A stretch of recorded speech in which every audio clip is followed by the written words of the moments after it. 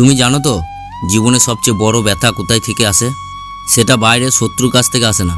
সত্যি কথা বলতে, যে মানুষগুলোকে তুমি সবচেয়ে বেশি ভালোবাসো, সবচেয়ে বেশি বিশ্বাস করো, তাদের হাত থেকেই আসে সবচেয়ে বড় আঘাত। অচেনা কেউ যদি তোমাকে খারাপ কিছু বলে, তুমি হয়তো হেসে উড়িয়ে দেবে, কিন্তু যে মানুষটাকে তুমি হৃদয় দিয়ে আপন ভেবেছিলে, যার সাথে তোমার প্রতিদিনের গল্প, হাসি, কান্না শেয়ার করেছো, যখন সেই মানুষটা তোমাকে কষ্ট দেয়, তখন সেই আঘাত হাড়ের গভীর পর্যন্ত কেটে যায়। হয়তো তুমি ভাবছো, কেন যে মানুষটাকে আমি নিজের জীবনে সবচেয়ে বড় জায়গাটা দিলাম, সেই আমাকে সবচেয়ে বড় কষ্ট দিল। কারণ কষ্ট সবসময় আশা থেকে জন্ম নেয়, আর আমরা যাদের কাছ থেকে সবচেয়ে বেশি আশা করি, তারাই যখন বদলে যায়, তখন পৃথিবীটাই শূন্য মনে হয়। কিন্তু শোনো, এই কষ্ট তোমার সবচেয়ে বড় শিক্ষক। হয়তো আজ মনে হচ্ছে জীবন থেমে গেছে, কিন্তু আমি বলবো এটাই তোমার নতুন শুরুর সিগন্যাল। তুমি জানো কেন আপন মানুষ বেশি কষ্ট দেয়? কারণ আমরা তাদের উপর অন্ধ বিশ্বাস করি। আমরা ভাবি এই মানুষটা আমার পাশে থাকবে, যাই হোক না কেন। কিন্তু জীবনে সবচেয়ে বড় ভুলটা সেখানেই। কারণ পৃথিবীতে কারোর উপর পুরোপুরি ভরসা করা যায় না, ভরসা করতে হয় নিজের উপর। তুমি যদি ভালো করে লক্ষ্য করো, অপরিচিত মানুষ যখন কষ্ট দেয়, তখন আমরা ততটা ভাঙি না, কারণ তাদের কাছে আমাদের কোনো আশা থাকে না। কিন্তু আপন মানুষ যখন অবহেলা করে, তখন সেই আঘাত আমাদের বুকের ভেতরে গভীর ক্ষত তৈরি করে। কারণ তাদের কাছে আমরা শুধু ভালোবাসা না, আমাদের আত্মাটাও সঁপে দিই, এটাই বাস্তব। কিন্তু শোনো, এই কষ্টই তোমাকে সবচেয়ে বড় শিক্ষা দেয়। এই আঘাত তোমাকে শিখিয়ে দেয়, মানুষের উপর পুরোপুরি নির্ভর করলে একদিন ভাঙতেই হবে। তুমি শিখবে নিজের উপর ভরসা করলেই জীবন বদলায়। জীবনের সবচেয়ে বড় সত্যটা কি জানো? তুমি যত বেশি কাউকে গুরুত্ব দেবে, তত বেশি আঘাতের সম্ভাবনা থাকবে। তাহলে কি কাউকে ভালোবাসবে না? না, ভালোবাসবে, কিন্তু নিজের সম্মান ভুলে নয়। কাউকে এতটা ক্ষমতা দেবে না যে তার জন্য তোমার শান্তি শেষ হয়ে যায়। আজ যারা তোমার সাথে আছে, কাল তারা চলে যেতে পারে, কিন্তু তুমি যদি নিজের শক্তি গড়ে তুলতে পারো, তাহলে কেউ তোমাকে হারাতে পারবে না। মনে রেখো, তোমাকে কষ্ট দেওয়া মানুষগুলো তোমার শত্রু নয়, তারা তোমার জীবনের সবচেয়ে বড় শিক্ষক। তারা তোমাকে শক্ত করেছে, বাস্তবটা শিখিয়েছে, আর তোমাকে তৈরি করেছে এক শক্তিশালী মানুষ হিসাবে। ভাবো এপিজে আব্দুল কালামের কথা। ছোটবেলায় তিনি এক সাধারণ পরিবারের ছেলে ছিলেন।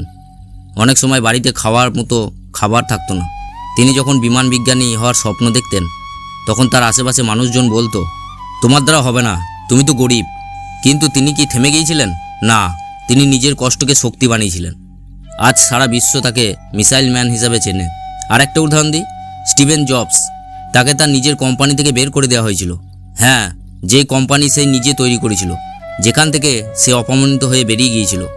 তখন অনেকে হাসাহাসি করেছিল, কিন্তু সেই কষ্টই তাকে নতুনভাবে তৈরি করলো। পরে সে ফিরে এসে অ্যাপেলকে বিশ্বের সবচেয়ে বড় ব্র্যান্ড হিসাবে পরিণত করলো। এই দুটো গল্প কি তোমাকে কিছু শিখিয়েছে? হ্যাঁ, শিখিয়েছে। জীবনে সবচেয়ে বড় পরিবর্তন আসে কষ্টের মধ্যে দিয়ে। তুমি আজ যে কষ্ট পাচ্ছ, সেটাই তোমার জীবনের সবচেয়ে বড় শক্তি হতে পারে। কিন্তু সত্য একটাই, কান্না নয়, লড়াই করো। অপমানকে প্রমাণে পরিণত করো। আজ যারা তোমার কষ্টের কারণ, কাল তারাই তোমার সাফল্যের গল্প শুনবে। তুমি একটাই জিনিস মনে রেখো, জীবনে কষ্ট মানে তোমার সমাপ্তি নয়, বরং তোমার নতুন শুরু। যে মানুষ তোমাকে কষ্ট দিল, অবহেলা করলো, সে আসলে সবচেয়ে তোমার বড় শিক্ষক।